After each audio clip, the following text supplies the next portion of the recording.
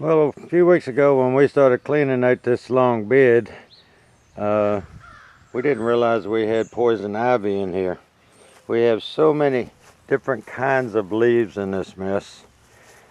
I mean, there's trumpet vine, Virginia creeper, honeysuckle, a lot of different leaves, and it was all this thick. And to go in there and cut some of these vines out, I was getting down on my hands and knees and crawling up under there and cutting it. And I just did not see the poison ivy. And it's basically leaves of 3, leave it be. And then we got poison ivy. And that is poison ivy right there that's been sprayed. But you can generally see the pattern of leaves of 3 on these stems, and they are a vine.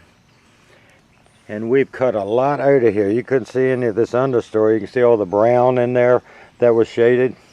So I'm crawling around in there cutting this stuff out. And what I didn't see was the vine part. You see that big vine on this dogwood? That's poison ivy. Been there 10, 12, 15 years. We just never got in here and got a hold of it. But leaves of 3, let it be. And it also will put out berries.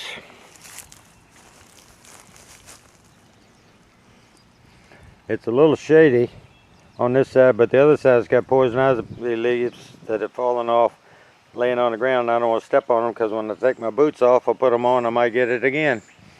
But sometimes a leaf might have broken off and it's only 2. I'll get around here where there's a little more light. But there's your pattern of 3. And they have berries, but they wouldn't necessarily have berries at the beginning. Most of it is low to the ground, growing around the base of a tree or something, and you just miss it.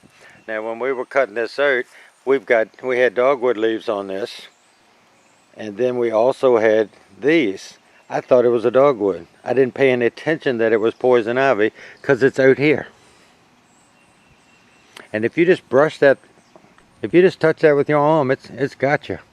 And you can take alcohol and water and wash it off, but you do not want to use soap to wash it off with because it's an oil and the soap will spread it.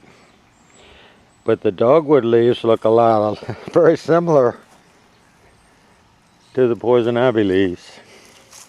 And anyway, this has been sprayed, and I don't care if we lose this dogwood tree. I just got to get rid of this poison ivy, and I've got to spray it again today because obviously these missed the spray the other day, and I'm waiting for this wind to die down.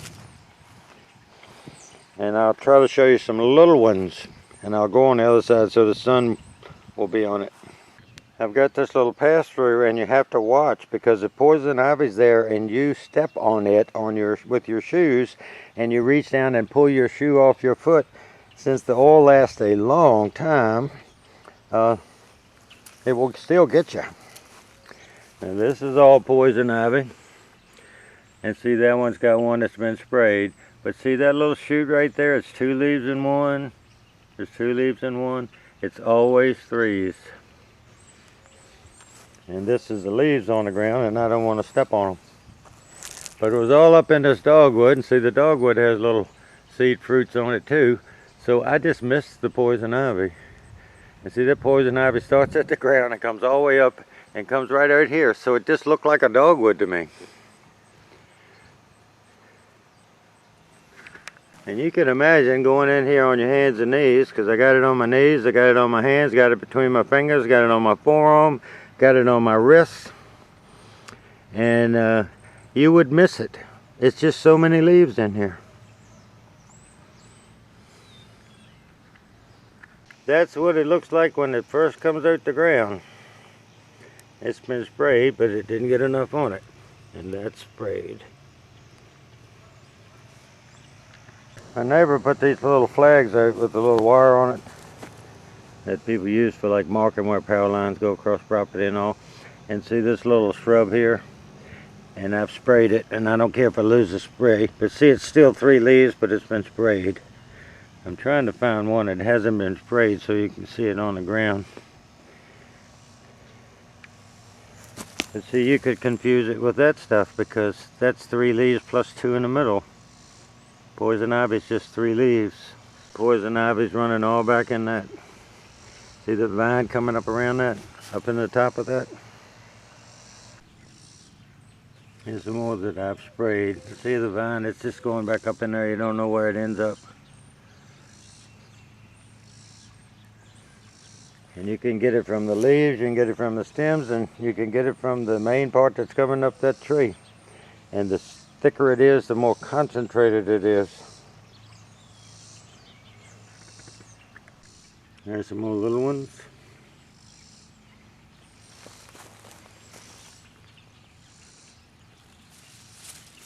See that?